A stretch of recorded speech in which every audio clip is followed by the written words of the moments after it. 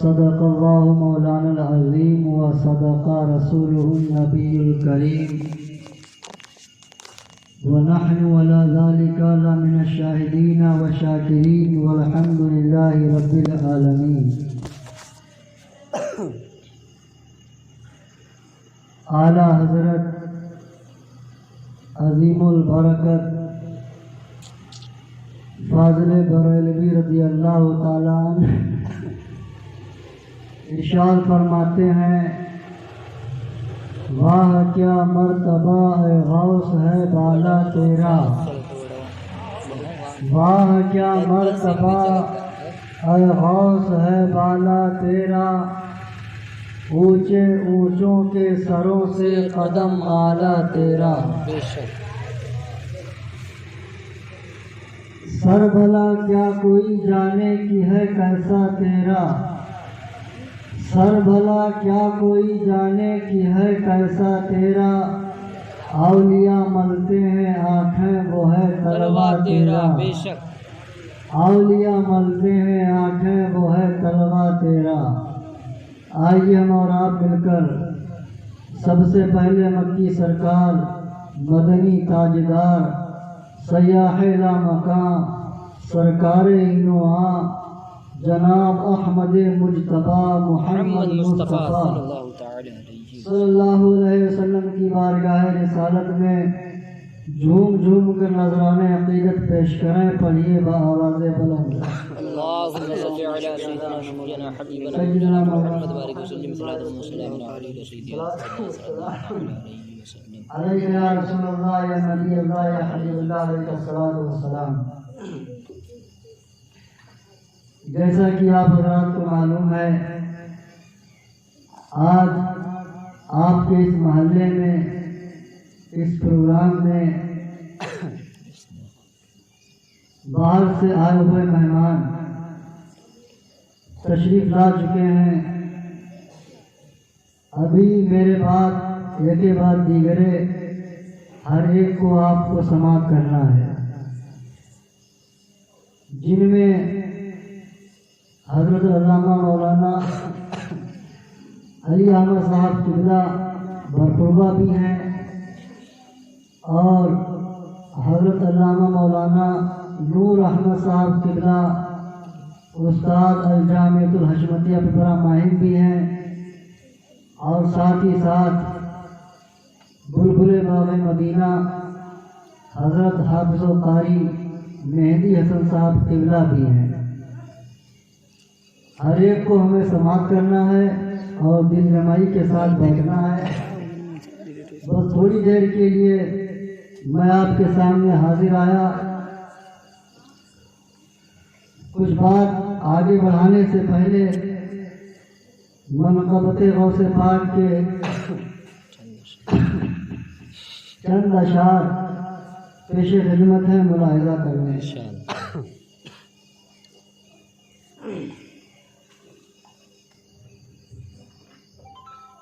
اسیروں کے مشکل کشا سے اعظم، اسیروں کے مشکل کشا سے اعظم، اسیروں کے مشکل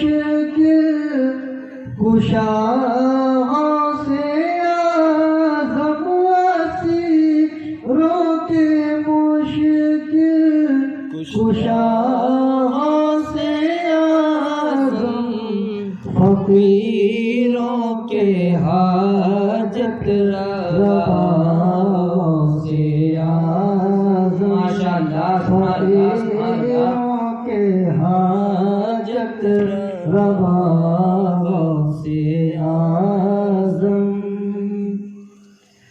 گھرا ہے بلاؤں میں بندہ تمہارا، گھرا ہے بلاؤں میں بندہ تمہارا، مدد کے لیے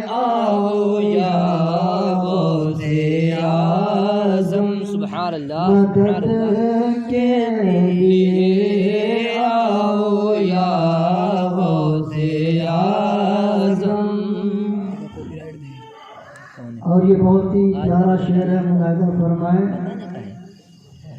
تیرے ہاتھ میں ہاتھ میں نے دیا ہے، تیرے ہاتھ میں ہاتھ میں نے دیا ہے، تیرے ہاتھ میں ہاتھ میں نے دیا ہے، تیرے ہاتھ ہے لاج یا غوث اعظم، تیرے ہاتھ ہے لاج یا غوث اعظم. سبحان اللہ سبحان اللہ. اللهم صل على سيدنا مولانا محمد عليك سيدي يا رسول الله. الصلاة والسلام عليك يا رسول الله يا نبي الله يا حبيب الله عليك الصلاة والسلام. محترم حضرات، ابھی میں نے آپ کے سامنے جو آیت کریمہ پیش کی، قرآن فرماتا ہے یوم ندعو کل اناس بامامہم. اس کا مطلب یہ ہے کہ جس دن ہم بلائیں گے ہر قوم کو اس کے امام کے ساتھ. بے شک دنیا میں ہر شخص نے کسی نہ کسی کو اپنا امام بنایا ہے، بالکل کسی نہ کسی کو اپنا پیشوا مانا ہے. رب فرما رہا ہے کہ میدان قیامت میں ہم ہر شخص کو اس کے امام کے ساتھ اٹھائیں گے، اس کے امام کے ساتھ بلائیں گے. دنیا میں جس نے اپنا امام بنایا ہے، جسے اپنا پیشوا مانا ہے، میدان قیامت میں حشر بھی اس کا اسی کے ساتھ ہوگا. اسی کو رب تعالیٰ نے فرمایا یوم ندعو کل اناس بامامہم، جس دن ہم بلائیں گے ہر قوم کو اس کے امام کے ساتھ. اب آپ دیکھیے اسی دنیا میں کسی نے اشرف علی تھانوی کو اپنا امام بنا لیا، کسی نے اسماعیل تحریری کو اپنا امام بنا لیا، کسی نے قاسم نانوتوی کو اپنا امام بنا لیا، کسی نے چور کو اپنا امام بنا لیا، کسی نے ڈاکو کو اپنا امام بنا لیا، کسی نے یزید کو اپنا امام بنا لیا. الغرض ہر قوم نے کسی نہ کسی کو اپنا امام بنایا ہے. ہر کوئی دنیا میں ایک امام رکھتا ہے. الحمدللہ ہم سنی گنہگاروں نے بھی اپنا امام بنایا ہے، لیکن ہم نے امام کسی ایسے ویسے کو نہیں بنایا ہے. اگر ہم نے اپنا امام بنایا ہے تو مظہر اعلیٰ حضرت کو بنایا ہے. اگر ہم نے اپنا کسی کو امام بنایا ہے تو اعلیٰ حضرت سرکار کو اپنا امام بنایا ہے. اگر ہم نے کسی کو اپنا امام بنایا ہے تو مفتی اعظم ہند کو اپنا امام بنایا ہے. اگر ہم نے کسی کو اپنا امام بنایا ہے تو آل رسول مارہری کو اپنا امام بنایا ہے. اگر ہم نے کسی کو اپنا امام بنایا ہے تو خواجہ معین الدین اجمیری کو اپنا امام بنایا ہے. اگر ہم نے کسی کو اپنا امام بنایا ہے تو خواجہ عثمان ہارونی کو اپنا امام بنایا ہے. اگر ہم نے کسی کو اپنا امام بنایا ہے تو غوث پاک کو اپنا امام بنایا ہے، غوث اعظم کو اپنا پیشوا مانا ہے، غوث اعظم کو اپنا رہبر مانا ہے. اب ذرا قرآنی ٹکڑا اٹھا کر کے دیکھو، قرآن فرماتا ہے یوم ندعو کل اناس بامامہم، ہم ہر قوم کو اس کے امام کے ساتھ بلائیں گے. میدان محشر قائم ہوگا، ہر قوم موجود ہوگی، وہابی بھی موجود ہوگا، دیوبندی بھی موجود ہوگا، یزیدی بھی موجود ہوں گے، تبلچی بھی موجود ہوں گے، چور بھی موجود ہوں گے، ڈاکو بھی موجود ہوں گے. آپ رب تعالیٰ فرمائے گا اے وہابیوں آؤ تمہارا حساب ہو جائے. مگر ایسے نہیں آنا، دنیا میں کسی تم نے اپنا امام بنایا تھا اسے بھی ساتھ میں لے کر کے آؤ. اے وہابیوں آؤ تمہارا حساب ہو جائے. مگر ایسے نہیں آنا، دنیا میں کسی تم نے اپنے امام بنایا تھا تھا اسے بھی ساتھ میں لے کر کے آؤ، اے یزیدیوں اور تمہارا حساب ہو جائے۔ مگر ایسے نہیں آنا، دنیا میں کسے تم نے اپنا پیشوا مانا تھا اسے بھی ساتھ میں لے کر کے آؤ، اے ڈاکو آؤ تمہارا حساب ہو جائے۔ مگر ایسے نہیں آنا، دنیا میں تم نے جسے اپنا امام بنایا تھا، اپنا پیشوا مانا تھا اسے بھی ساتھ میں لے کر کے آؤ۔ ہر قوم کو اس کے امام کے ساتھ میں بلایا جائے گا، اور جب ہم سنیوں کی باری آئے گی، جب ہم گنہگار مسلمانوں کی باری آئے گی، رب تعالیٰ فرمائے گا اے مسلمانوں آؤ تمہارا حساب ہو جائے۔ مگر ایسے نہیں آنا، دنیا میں تم نے جسے اپنا امام بنایا تھا اسے ساتھ میں لے کر کے آؤ۔ جب ہم گنہگار امتیوں کو بلایا جائے گا تو ہم اپنے امام مظہر اعلیٰ حضرت کو سامنے کر دیں گے، اعلیٰ حضرت کو سامنے کر دیں گے، مفتی اعظم کو سامنے کر دیں گے، خواجہ غریب نواز کو سامنے کر دیں گے۔ ہم اپنے پیشوا اپنے امام غوث اعظم کو آگے کر دیں گے، اور پیچھے پیچھے اعلیٰ حضرت سرکار کا یہ شعر گنگناتے ہوئے جائیں گے، تیری سرکار میں لاتا ہے رام کو شفیع، جو میرا غوث ہے اور لاڈلا بیٹا تیرا۔ نعرے تکبیر، نعرے رسالت، مسلک اعلیٰ حضرت، مظہر اعلیٰ حضرت، فیضان حضور مشاہد ملت، فیضان حضور غوث اعظم، کشف غوث الورا حضرت مولانا تسلیم صاحب قبلہ۔ نعرے تکبیر، نعرے رسالت۔ جو میرا غوث ہے اور لاڈلا بیٹا تیرا۔ غوث اعظم کی شان کو سمجھنا سمجھا ہی نہیں جا سکتا۔ بے شک۔ کون ہے غوث اعظم؟ صرف ایک ولی کا نام غوث اعظم نہیں ہے، صرف ایک پیر کا نام غوث اعظم نہیں ہے، بلکہ سرتاج اصفیاء کا نام غوث اعظم ہے، امام الاولیاء کا نام غوث اعظم ہے، امام المتقین کا نام غوث اعظم ہے، نبی کریم صلی اللہ تعالیٰ علیہ وسلم کی عنایت کا نام غوث اعظم ہے۔ ارے بڑے بڑوں کے سروں سے بھی اونچا مقام جن کے قدم پاک کا ہے انہیں غوث اعظم کہتے ہیں۔ اسی لیے تو مفتی اعظم ہندی نے ارشاد فرمایا، یہ دل، یہ جگر، یہ آنکھیں، یہ سر ہے، جہاں چاہو رکھو قدم غوث اعظم، جہاں چاہو رکھو قدم غوث اعظم۔ اللہ تعالیٰ ہمیں سمجھ عطا فرمائے۔ یہ غوث اعظم کی شان ہے۔ آج آدمی سینہ چوڑا کرتا ہے۔ آج اگر کسی کے پاس روزانہ دروغہ کی حاضری دینے کے لیے آ جائیں تو فخر کرتا ہے، اگر کسی کے پاس گاؤں کے پردھان جی آ جائیں، روز حاضری دیں، روز سلام کریں تو سینہ چوڑا کرے گا۔ اگر کسی کے پاس روزانہ بدھائک جی آئیں، حاضری دیں تو فخر کرتا ہے اور بیان کرتا ہے کہ ارے ہمارے پاس تو پردھان جی آتے ہیں، ہمارے پاس تو بدھائک جی آتے ہیں، ہمارے پاس تو پردھان منتری آتے ہیں، ہمارے پاس تو وزیر اعظم آتے ہیں۔ ارے غوث اعظم کی شان دیکھو، غوث اعظم خود ارشاد فرماتے ہیں، وما منہا شہور او ظہور تمر وعن قضی الا اتانی۔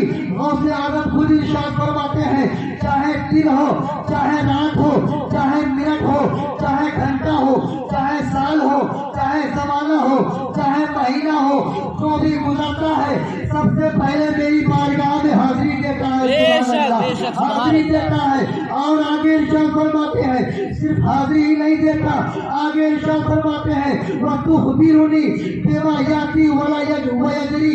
غوث اعظم آگے ارشاد فرماتے ہیں، جو بھی زمانہ گزرتا ہے، جو بھی دن گزرتا ہے اور اس میں جو کچھ ہونے والا ہوتا ہے ان سب کی مجھے خبریں بھی دے کر کے جاتے ہیں۔ یہ غوث اعظم رضی اللہ تعالیٰ عنہ ہے۔ اسی لیے تو اعلیٰ حضرت سرکار ارشاد فرماتے ہیں، کیا مرتبہ اے غوث ہے بالا تیرا، اونچے اونچوں کے سروں سے قدم والا تیرا، سر بھلا کوئی کیا جانے کہ ہے کیسا تیرا۔ اولیاء ملتے ہیں آنکھیں وہ ہے طلبہ تیرا، اولیاء ملتے ہیں آنکھیں وہ ہے طلبہ تیرا۔ اللہ تعالیٰ ہمیں غوث اعظم کی محبت میں جلائے، غوث اعظم کی محبت میں اٹھائے۔ غوث اعظم کی شان کیا ہے آپ ملاحظہ کرو۔ الحمدللہ ہم غوث اعظم کے ماننے والے ہیں، غوث اعظم کے معتقد ہیں نا، جی بالکل، غوث اعظم کے معتقد ہیں۔ غوث اعظم کے چاہنے والے ہیں اور حضور غوث اعظم کو اللہ تعالیٰ نے ایک سند عطا فرمائی ہے، ایک سند جس میں آپ کے تمام مریدوں کے نام ہیں اور تمام معتقدین کے نام ہیں، تمام ماننے والوں کے نام ہیں۔ اب آپ ملاحظہ کریں، ایک مرتبہ غوث اعظم رضی اللہ تعالیٰ عنہ نے جہنم سے پوچھا، اے جہنم یہ بتا کہ تجھ میں میرا کوئی مرید تو نہیں ہے؟ جہنم سے آپ نے فرمایا، اے جہنم یہ بتا کیا تجھ میں میرا کوئی مرید ہے کہ نہیں؟ تو جہنم نے کہا حضور آپ کا مرید مجھ میں کوئی نہیں ہے اور نہ ہی آپ کا کوئی ماننے والا مجھ میں ہے، بلکہ اللہ کی طرف سے آپ کے مریدوں کو جہنم میں آنے کی اجازت ہی نہیں ہے۔ اس کے بعد غوث اعظم فرماتے ہیں قسم ہے اللہ رب العزت کی، میں اپنے رب کی بارگاہ سے میدان محشر میں اس وقت تک نہیں ہٹوں گا جب تک اللہ تعالیٰ نے جو مجھ کو سر عطا فرمائی ہے، جب تک ایک ایک مرید کو ایک ایک موجود کو گن گن کر جنت میں نہ داخل فرما لو۔ سبحان اللہ، یہ غوث اعظم رضی اللہ تعالیٰ عنہ ہے۔ یہی تو اعلیٰ سرکار ارشاد فرماتے ہیں باقا مرتبہ اے غوث بالا تیرا، اونچے اونچوں کے سروں سے قدم اعلیٰ تیرا، اونچے اونچوں کے نعرے رسالت، فیضان حضور غوث اعظم، شان حضور غوث اعظم، جشن غوث الورا، نعرے تکبیر، نعرے رسالت۔ سبحان اللہ، یہ غوث اعظم رضی اللہ تعالیٰ عنہ کی شان ہے۔ آؤ میں آپ کو بتاؤں غوث اعظم کی شان کیا ہے۔ غوث اعظم جس طرح ولیوں کے امام ہیں، اسی طرح آپ شریعت کے بھی امام ہیں۔ بے شک آپ دیکھیں آج ہمارے پاس کوئی مسئلہ آئے تو ہمیں اس کو حل کرنے میں کافی ٹائم لگ جاتا ہے، وقت مانگتے ہیں، 1 دن 2 دن 3 دن اس طرح کا وقت مانگا جاتا ہے، تب جا کر کے ہم کوئی مسئلہ حل کرتے ہیں۔ لیکن غوث اعظم کی شان کیا ہے آپ کو میں بتاؤں۔ غوث اعظم کے زمانے میں ایک آدمی نے قسم کھائی کہ اس ہفتے میں ایسی عبادت کروں گا کہ جس وقت میں وہ عبادت کر رہا ہوں گا اس وقت میں میرے علاوہ پوری دنیا میں اور کوئی نہیں کر رہا ہوگا، اور اگر میں ایسا نہ کر پاؤں تو میری بیوی کو 3 طرح جوش آیا نوجوان کو، اور جوش میں آ کر کے یہ قسم کھا لیا کہ اس ہفتے میں ایسی عبادت کروں گا کہ جس وقت میں وہ عبادت کروں گا تو وہ عبادت میرے علاوہ اس وقت پوری دنیا میں اور کوئی نہیں کر رہا ہوگا، اور اگر میں ایسا نہ کر پاؤں تو میری بیوی کو 3 طلاق۔ یہ قسم کھایا جوش میں آ کر کے۔ آج جب دماغ ٹھنڈا ہوا تو دماغ نے کام کرنا شروع کیا، سوچا کہ یہ تو میں نے بہت بڑی قسم کھا لی، اب کون سی عبادت کی جائے کہ دنیا میں اکیلا میں ہی کروں اور میرے علاوہ کوئی نہ کرے۔ بڑا پریشان ہے، حیران ہے کہ کیا کرے۔ جب مسئلہ حل نہ ہوا تو علماء اکرام کو دعوت میں بلایا، جو جاننے پہچاننے والے تھے، بڑے بڑے مولانا، ان سب کو دعوت میں بلایا، اور بلانے کے بعد دسترخوان لگایا گیا، کھانا حاضر کیا گیا۔ علماء اکرام نے کھانا تناول فرمایا، کھانے کے بعد اجازت مانگی کہ ہم گھر جانا چاہتے ہیں۔ اس نے کہا حضور دعوت تو ایک بہانہ تھا، ہمارا ایک مسئلہ پھنسا ہوا ہے، اس کو حل کر دیجیے، اس کے بعد جائیے۔ تو علماء اکرام نے کہا کہ بتاؤ تمہارا کون سا مسئلہ ہے۔ علماء اکرام نے بھی سوچا کوئی ایسا ہی مسئلہ ہوگا، نماز کا مسئلہ ہوگا، وضو کا مسئلہ ہوگا، ابھی حل کر دیں گے، اس کے بعد چلے جائیں گے۔ پوچھا بتاؤ تمہارا مسئلہ کیا ہے۔ تب اس نے کہا کہ میں نے ایک قسم کھائی ہے کہ میں اس ہفتے ایسی عبادت کروں گا کہ جس وقت میں وہ عبادت کروں گا تو میرے علاوہ وہ عبادت اس وقت دنیا میں اور کوئی نہیں کر رہا ہوگا، اور اگر میں ایسا نہ کر پاؤں تو میری بیوی کو 3 طلاق۔ علماء کرام نے سنا تو وہ بھی حیران ہو گئے کہ یہ کون سی اس نے قسم کھائی، کون سی عبادت اس کو بتائی جائے کہ پوری دنیا میں اکیلا یہی کرے اور اس کے علاوہ اور کوئی نہ کرے۔ تو علماء کرام نے سوچا اگر تمہیں نماز کا حکم دیتے تو دنیا بڑی لمبی چوڑی ہے، کوئی نہ کوئی پڑھ ہی رہا ہوگا. اگر کہتے کہ روزہ رکھ لو تو بڑی لمبی چوڑی دنیا ہے، کوئی نہ کوئی رکھ ہی رہا ہوگا. اگر کہتے کہ صدقہ و خیرات کر دو تو بڑی لمبی چوڑی دنیا ہے، کوئی نہ کوئی کر ہی رہا ہوگا. اگر کہتے کہ نوافل پڑھ لو تو بڑی لمبی چوڑی دنیا ہے، کوئی نہ کوئی پڑھ ہی رہا ہوگا. علماء کرام نے کہا کہ ایسی کوئی عبادت ہی نہیں ہے کہ پوری دنیا میں اکیلے تم ہی کرو اور تمہارے علاوہ کوئی نہ کرے. اس لیے ہفتہ گزرنے کے بعد تمہاری بیوی پر طلاق پڑ جائے گی. ایسی کوئی عبادت ہی نہیں ہے کہ پوری دنیا میں صرف تم ہی کرو اور کوئی نہ کرے. علماء کرام نے مسئلہ بتایا اور بتانے کے بعد چلے گئے. اب یہ حیران گھوم رہا ہے، پریشان گھوم رہا ہے. یہ گھوم رہا تھا، راستے میں ایک دوست سے ملاقات ہو گئی. دوست نے جب اس کا اداس چہرہ دیکھا، مایوس چہرہ دیکھا، اس نے کہا کہ آپ کا چہرہ کیوں مایوس ہے، آپ اداس کیوں ہیں، آپ رنجیدہ کیوں ہیں؟ تب اس نے کہا میں نے اس ہفتے میں ایسی قسم کھائی ہے کہ جس وقت میں ایسی عبادت کروں گا کہ جس وقت میں وہ عبادت کر رہا ہوگا پوری دنیا میں میرے علاوہ اور کوئی نہیں کر رہا ہوگا.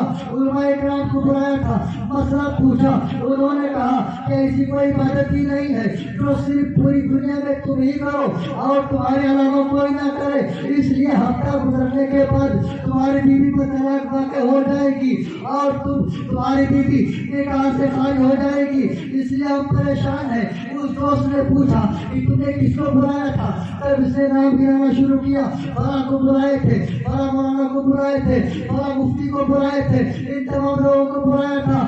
اس نے کہا ابھی ایک دربار باقی ہے. کہہ دیجیے سبحان اللہ. ابھی ایک دروازہ باقی ہے. اس نے کہا کون سا دروازہ باقی ہے؟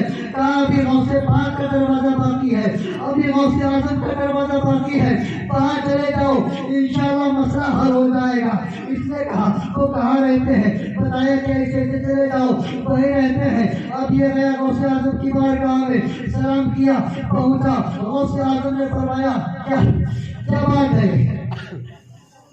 کیا بات ہے، کیسے آنا ہوا؟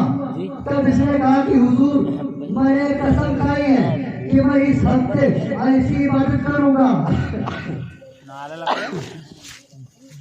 کہ میں اس ہفتے ایسی عبادت کروں گا کہ جس وقت میں عبادت کر رہا ہوں گا میرے علاوہ پوری دنیا میں اور کوئی نہیں کرے گا.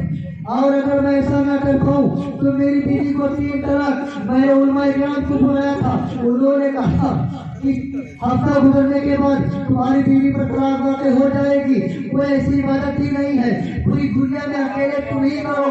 اس لیے پریشان ہوں، آپ کی بارگاہ میں آیا ہوں. غوث اعظم مسکرائے اور فرمایا پریشان نہ ہو، عبادت میں بتا دیتا ہوں، طریقہ میں بتا دیتا ہوں. تیری بیوی پر طلاق واقع نہیں ہوگی. آپ تھوڑا خوش ہوا. اس نے کہا حضور جلدی سے بتا دیجیے. غوث اعظم نے فرمایا تو خانہ کعبہ چلا جا اور جانے کے بعد اس وقت کا انتظار کر کہ خانہ کعبہ کے پاس کوئی نہ بچے، اور اگر ہو تو تھوڑی دیر کے لیے خالی کروا لے اور اکیلے خانہ کعبہ کا طواف کر لے. اور خانہ کعبہ کا طواف کرنا عبادت ہے. یہ تیری ایسی عبادت ہوگی جو پوری دنیا میں صرف تو ہی کرے گا، تیرے علاوہ اور کوئی نہیں کرے گا. اس لیے کہ پوری دنیا میں خانہ کعبہ صرف ایک ہی ہے اور دوسرا ہے ہی نہیں، تو کرے گا کیسے؟ یہ غوث اعظم رضی اللہ تعالیٰ عنہ ہے.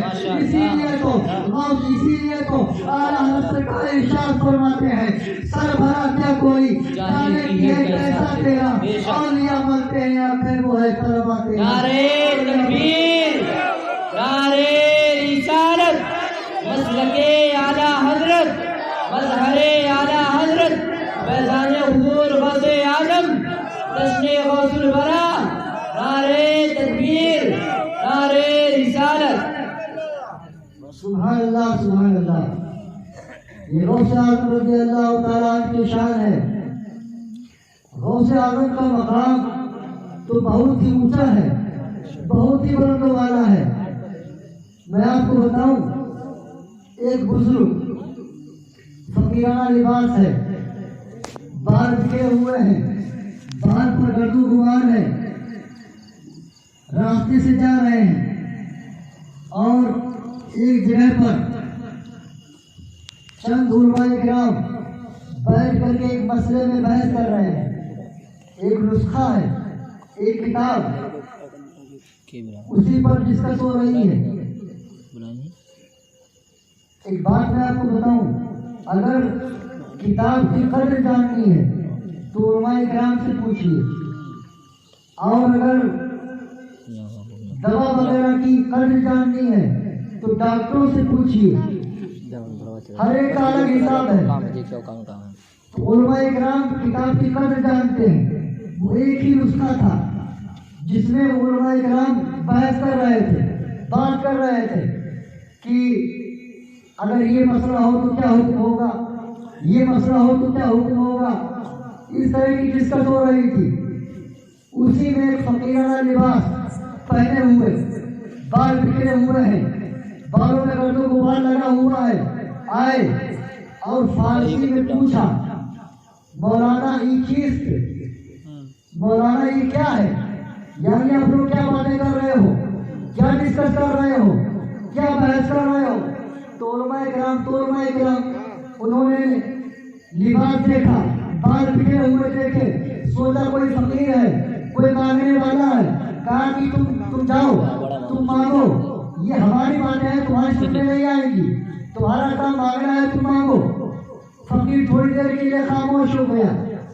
یہ پھر اپنا ڈسکس کرنے لگے، یہ مسئلہ ہو جائے تو کیا حکم ہوگا، یہ بات ہو تو کیا حکم ہوگا، یہ مسئلہ کرنے کے آئے تو کیا حکم ہوگا. تھوڑی دیر بات ہوئی، فقیر نے پھر پوچھا، مولانا یہ چیز یہ کیا ہے، آپ لوگ کیا باتیں کر رہے ہو؟ تو مولانا نے کہا کہ آپ سے کہا ایک بار، آپ کا کام مانگنا ہے تو جاؤ مانگو، یہ ہماری باتیں ہیں، یہ تمہاری سمجھ میں نہیں آئے گی، یہ کتاب کی بات ہے، یہ مسئلے کی بات ہے، یہ تمہاری سمجھ کے باہر ہے، تمہارا کام مانگنا ہے تو مانگو. فقیر تھوڑی دیر کے لیے پھر خاموش ہو گئے. مولانا پھر ڈسکس کرنے لگے کہ اگر یہ بات ہو جائے تو کیا حکم ہوگا، اگر یہ مسئلہ ہو جائے تو کیا حکم ہوگا. تھوڑی دیر بات چیت کی، فقیر سے پھر نہیں رہا گیا. فقیر نے پھر پوچھا، مولانا یہ چیز ہم کو بھی بتاؤ، یہ کیا ہے، یہ کیا باتیں کر رہے ہو، کس مسئلے پر ڈسکس کر رہے ہو. مولانا کو غصہ آیا. ایک بار کہہ دیا آپ سے کہ آپ کا کام مانگنا ہے، جاؤ مانگو، یہ ہماری باتیں ہیں، یہ کتاب کی بات ہے، آپ کی سمجھ میں نہیں آئے گی. جب مولانا کو غصہ آیا تو تیسری مرتبہ فقیر کو بھی غصہ آ گیا. کہہ دیجیے سبحان اللہ. فقیر کو بھی غصہ آیا. فقیر آگے بڑھا. آگے بڑھنے کے بعد مولانا کے ہاتھ میں جو کتاب تھی، کتاب کو چھینا اور چھیننے کے بعد بغل میں بھائی پانی بھرا ہوا تھا، اسی میں ڈال دیا. اور مولانا حیران کرے تو کیا کرے، ایک ہی نسخہ بڑی محنت سے جمع کیا تھا، وہ پانی میں ڈال دیا.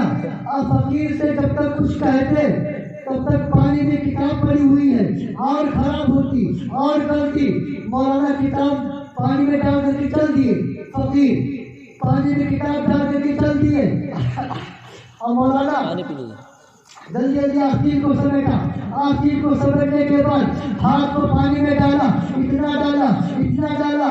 جب ہاتھ اتنا پہنچ گیا اور کتاب کو جب نکال کر کے دیکھا ہے تو قسم ہے رب کعبہ کی، کتاب کا ایک برف بھی بھیگا ہوا نہیں تھا، کتاب بالکل سوکھی ہوئی ہے. مولانا حیران ہے، مولانا پریشان ہے کہ آخر یہ کیا ہوا. کتاب پانی میں پڑی ہوئی ہے، کافی ٹائم ہو گیا، کتاب پانی میں پڑی ہوئی ہے، دیکھی کیوں نہیں، کتاب پانی میں گلی کیوں نہیں. مولانا نے فقیر کو دیکھا، ابھی تھوڑی ہی دیر پہنچے تھے. مولانا آگے بڑھے. مولانا نے کہا، فقیر بتائیے یہ کیا ہے، یہ کیا ہے جو آپ نے کیا. تو فقیر کو جلال آیا، بڑے ناز کر رہے تھے. اور میں بتاؤں وہ تمہاری باتیں تھی جو میری سمجھ میں نہیں آ رہی تھی، یہ میری بات ہے جو تمہاری سمجھ کے باہر ہے. اور مجھے کہنے دو، جب ایک فقیر چلتے ہوئے فقیر کا یہ عالم ہے تو میں غوث اعظم کیا ہوگا. اسی لیے تو کسی شاعر نے کہا، جب اس بات کا کبھی عالم ہے اس بات کا عالم کیا ہوگا. جب ان کے قدم بھر لیتے ہیں شاہان زمانہ کی ڈولی، اس بات کا کبھی عالم ہے اس بات کا عالم کیا ہوگا. نعرہ تکبیر، نعرہ رسالت، مسلک اعلیٰ حضرت مظہر اعلی حضرت فیضان حضور غوث اعظم، نعرہ تکبیر، نعرہ رسالت۔